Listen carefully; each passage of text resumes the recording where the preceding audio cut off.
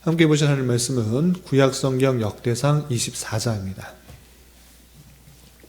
오늘 10월 24일 역대상 24장은 이날인데 역대상 24장은 1절부터 31절까지 조금 길게 되어 있어서 다 읽지는 않고요. 1절부터 19절까지 함께 봉독하겠습니다.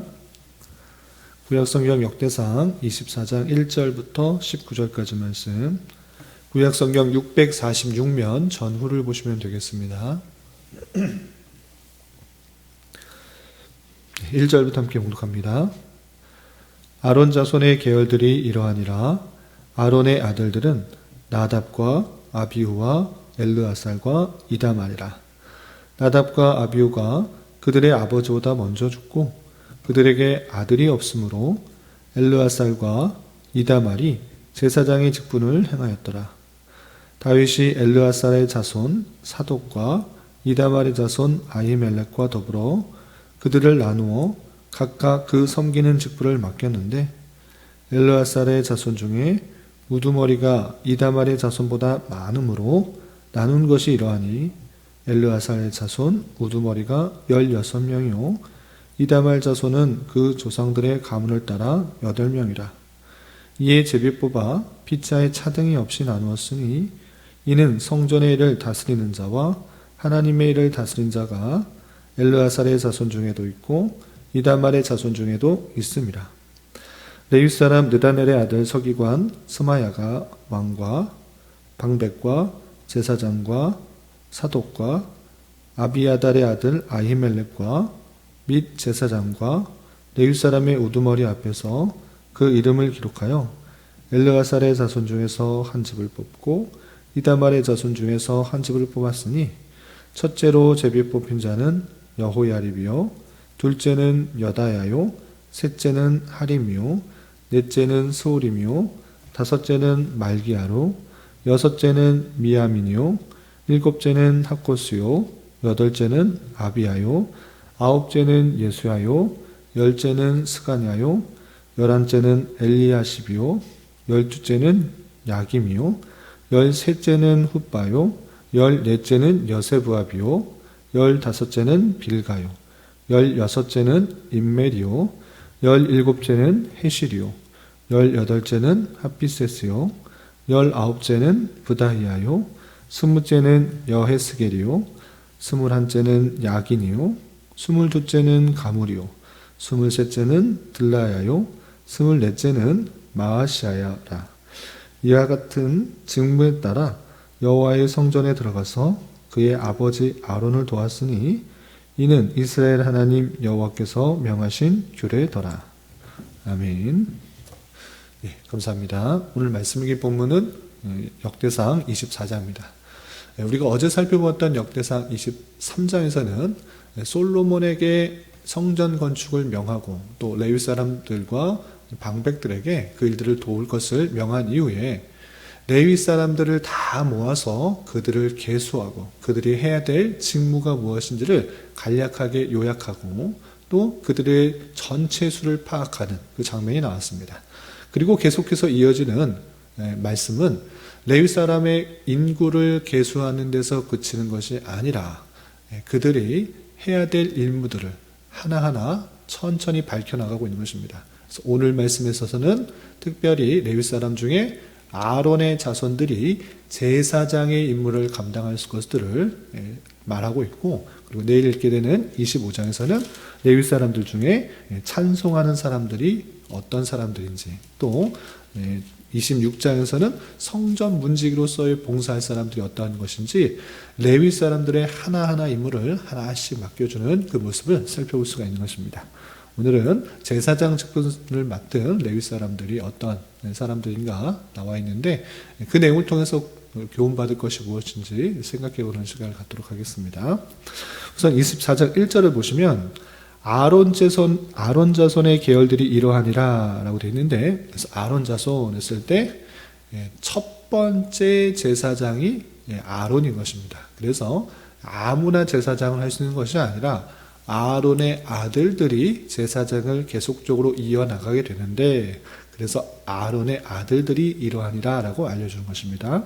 그래서 아론의 자손의 계열들이 어떻게 되는가 보시면 이 아론의 아들들은 나답과 아비후와 엘르아살과 이다말이라 했습니다. 네 명을 표현하고 있는데, 먼저 그 직분을 맡은 아론을 이어서 당연하게 아론이 죽게 되면 그 대제사장의 역할을 맡을 사람이 누구인가? 당연히 그 아들들로 이어져야 되는데, 그런데 그 아들 중에 아버지보다 먼저 죽는 일이 발생했다. 2절에 이렇게 표현하고 있습니다.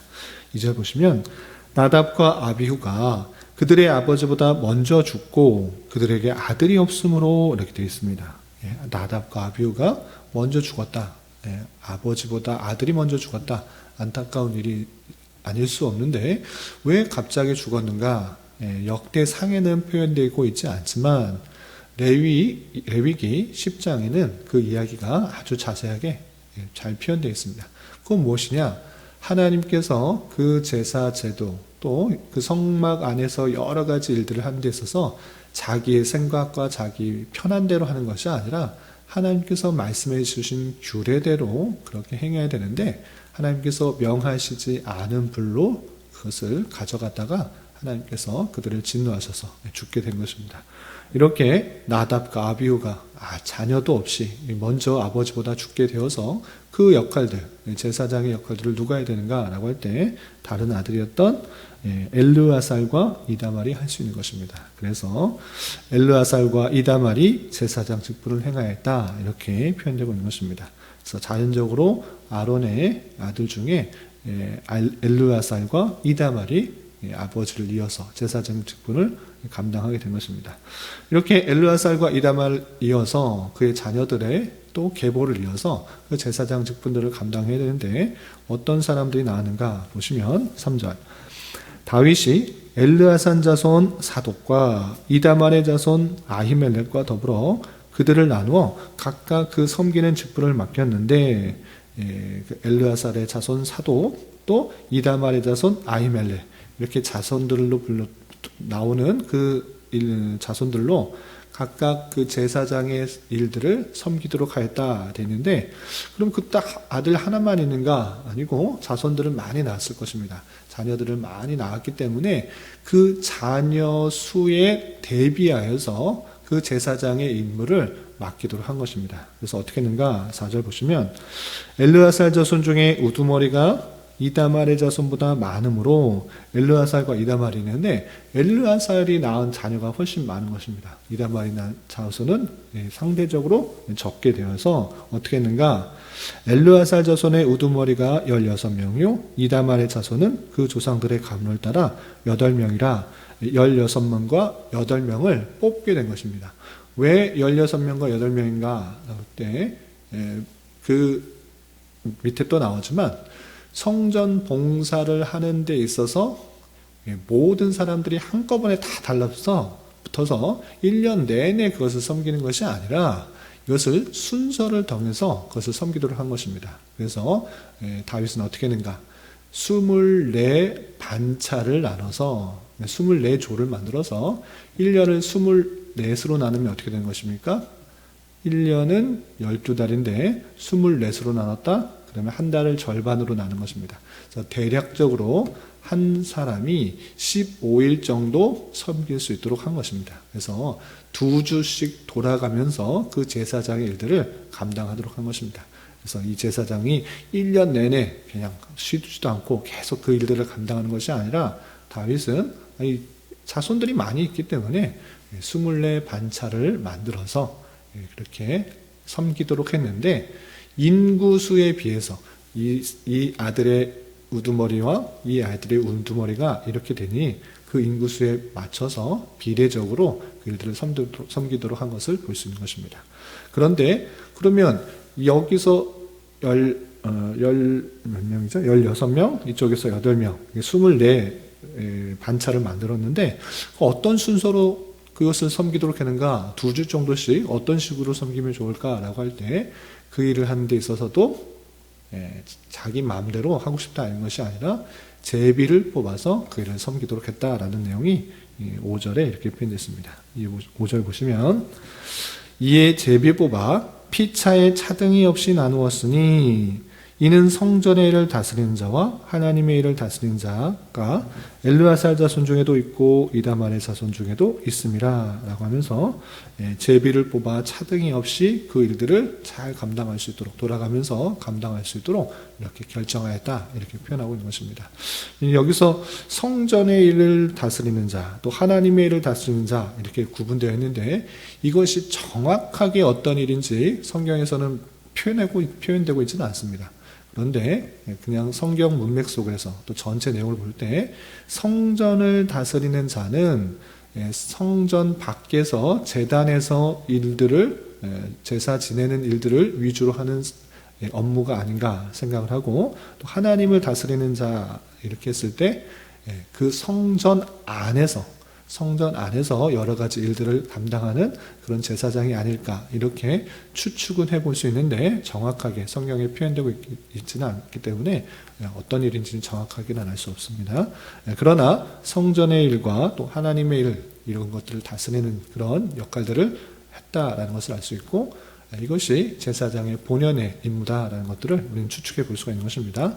이렇게 24반차를 만들어 놓고 또 제비를 뽑아 그 순서를 정했다라는 그런 표현이 있는 것이고 실제적으로 뽑았을 때 어떤 사람들이 어떤 순서로 되었는가 이것도 구체적으로 이렇게 명시되고 있는 것입니다. 그래서 6절 이하 보시면 레위 사람 느다넬의 아들 서기관 스마야가 왕과 방백과 제사장 사독과 아비아달의 아들 아히멜렉과 및 제사장과 레위 사람 우두머리 앞에서 그 이름을 기록하여 엘르아살 자손 중에서 한 집을 뽑고 이다말의 자손 중에서 한 집을 뽑았으니 첫째로 제비 뽑힌 자는 여호얄립이요 둘째는 여다야요 셋째는 하림이요 넷째는 스오림이요 라고 하면서 24째까지 뽑았던 사람의 이름들을 쭉 기록하고 있습니다. 그 뽑는 것도 아무도 모르게 그냥 자기 혼자 뽑았던 이렇게 됐다 이렇게 하지 않고 서기관 앞에서 또 왕과 방백과 제사장과 또 레위 사람 우두머리 앞에서 그것을 다 기록하고 그것을 뽑아서 제비 뽑아서 그 순서를 잘 아무런 불평불만 없이 하나님께 맡기며 그 순서를 받아들여서 1년을 24반차에 따라서 약 2주 정도씩 섬기도록 한 그 규례를 살펴볼 수가 있는 것입니다. 이렇게 19절까지 그 제비 뽑아서 나온 순서에 대해서 나오고 그것에 그치는 것이 아니라 제사의 일을 하는 데 있어서 제사장만 그 일들이 하는 것이 아니라 제사장이 그 제사 일을 하는 데 있어서 수종 두는 사람이 있는 것입니다.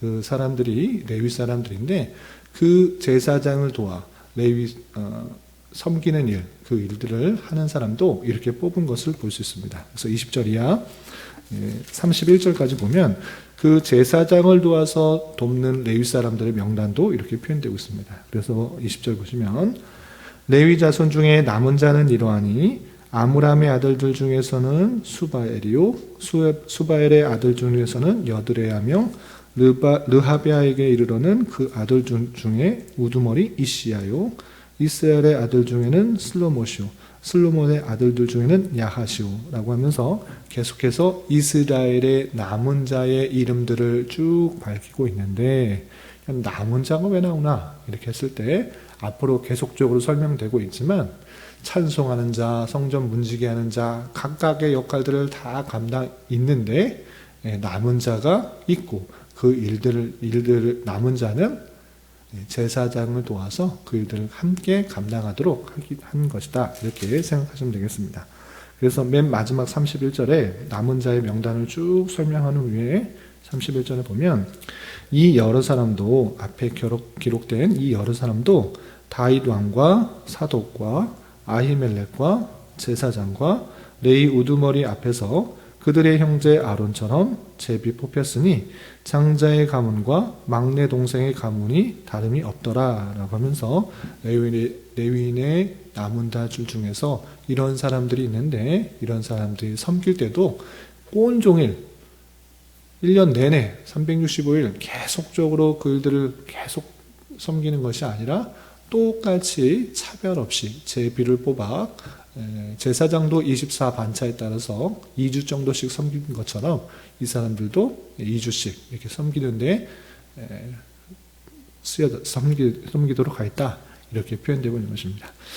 이 말씀이 24장에 기록된 말씀인데 24장에서는 우리가 지금 살펴본 것 같이 제사장이 어떻게 편성되었고 누가 되었고 또 그를 돕는 레위 사람들이 누구인지에 대해서 잘 표현되고 있는 것을 볼 수 있습니다. 이 내용을 통해서 우리는 무엇을 교훈받을 수 있는 것입니까? 단순히 레위 사람들 중에 제사장이 누구였다. 그냥 24반차로 나뉘어졌다. 이것을 그냥 지식적으로 아는 것이 아니라 이것이 오늘날 주는 교훈이 무엇인지를 잘 깨닫는 것이 중요합니다. 그럼 무엇인가? 라고 할 때 성전 만드는 것 아주 중요합니다. 그런데 성전을 멋지게 지어놓고 거기서 아무 일도 행하지 않는다? 그것은 성전의 고유 기능이 없는 것입니다. 성전 안에서는 당연히 제사를 드리고 또 제사를 드릴 뿐만 아니라 또 성소와 지성소 그 때에 맞춰서 또 규례에 맞춰서 여러 가지 일들을 행해야지 그 성전의 기능이 온전히 되는 것입니다. 그러할 때 그 일들을 누가 감당하는가라고 할 때 제사장이 감당하도록 하는 것입니다. 그래서 제사장이 여러 레위 사람들 중에 가장 먼저 나왔고 제사장들이 어떻게 일들을 감당해야 되는지 어떻게 봉사해야 되는지 또 나타나고 있는 것을 볼 수 있습니다. 그렇다면 구약의 이 제사장들이 아주 중요한데 그럼 오늘날의 제사장을 만들어서 똑같이 이와 같은 방식으로 섬기도록 주시는 말씀인가? 그것이 아닌 것입니다. 구약을 읽을 때 구약의 내용들이 신약에 어떻게 구체적으로 드러나고 구약에 그 예표됐던 것이 신약에 어떻게 실체로 드러나는지 함께 살펴보지 않으면 구약을 읽으면서 오해하기가 쉽고 구약을 읽으면서 오늘날 똑같이 적용하려고 하는 그런 오해들이 있을 수 있다는 것을 우리는 늘 생각해야 되는 것입니다. 그렇다면 구약의 제사장이 신약에 무엇을 뜻하는 것입니까? 그 내용이 히브리서에 아주 잘 나타나고 있는 것입니다. 여러분들 갖고 계시는 말씀일기 책자에도 잘 정리되어 있는데 히브리서 9장과 10장에 보시면 구약에 나왔던 성막과 또 제사장과 여러 가지 규례들이 무엇을 뜻하는 것인가가 잘 나와 있는 것입니다. 그런데 다 해석할 수가 없으니까 몇몇 구절만 보겠습니다. 히브리서 9장 9절 10절 보시면 이렇게 표현되어 있습니다. 장막 제도 이것을 왜 했는지 이렇게 신약에서 해석하고 있는 것입니다. 제가 읽어드리겠습니다. 이 장막은 현재까지의 비유니 이에 따라 드리는 예물과 제사는 섬기는 자를 그 양심상 온전하게 할 수 없나니 이런 것은 먹고 마시는 것과 여러 가지 씻는 것과 함께 육체의 예법일 뿐이며 개혁할 때까지 맡겨둔 것이니라 라고 표현하고 있습니다. 장막의 제도 또 먹고 마시는 것 여러 가지 규례들 이것은 실제적으로 그것을 온전히 사람을 깨끗하게 해주는가? 아니다. 실제적으로 할 수 없다. 너도 생각해봐라. 그것이 그렇게 먹고 또 마시고 절기를 지키고 또 여러 가지 제사를 지낸다고 완전히 사람이 변하지 않는다. 변하는 것은 아니기 때문에 이것은 앞으로 올 것을 예표하는 기능일 뿐이다. 이렇게 표현한 것이고 개혁할 때까지 맡겨둔 것이다 라고 히브리서에 아주 잘 설명되고 있는 것입니다. 또한 히브리서 10장 1절부터 4절까지 그 구약의 제도가 어떻게 구약의 제사 제도가 무엇을 또 표현해주고 있는지 표현되고 있는데 다 읽지는 않고 여러분 갖고 계시는 말씀일기 책자에 나와 있는 그 부분만 읽어보겠습니다. 히브리서 10장 1절부터 4절까지 내용 중에 이런 표현이 있습니다. 율법은 장차 올 좋은 일의 그림자일 뿐이요 참 형상이 아니므로 해마다 늘 드리는 같은 제사로는 나오는 자들을 언제나 온전하게 할 수 없느니라. 제사장이 하는 것은 실제적으로 온전하게 할 수 없다라고 표현하고 있는 것입니다.